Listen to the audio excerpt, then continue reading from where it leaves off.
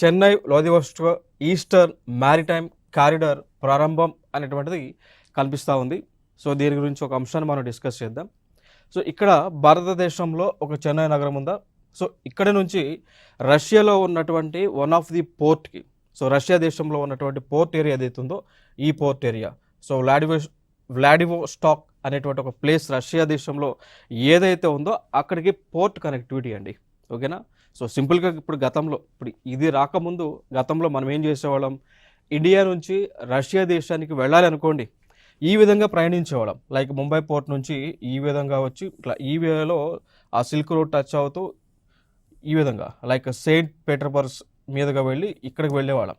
అంటే మన రష్యా దగ్గర నుంచి ఇండియాకి ఆయిల్ దిగుమతి చేసుకోవాలనుకున్నా, లేదా ఇండియా నుంచి ఏవైనా కానీ ఎగుమతి చేయాలన్నా కానీ ఈ విధంగా ప్రయాణించేవాళ్ళం షిప్స్తో.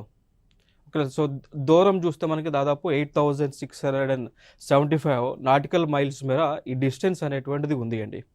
సో ఇప్పుడు మనం ఏం చేసాము, ఇట్లా పోకుండా ఈ విధంగా, సో ఇక్కడ నుంచి చెన్నై నుంచి మనము ఏరియాని లైక్ పోర్ట్ ఏరియాని మనం డెవలప్ చేసుకుంటూ వచ్చాం, పోర్ట్ పాత్ని.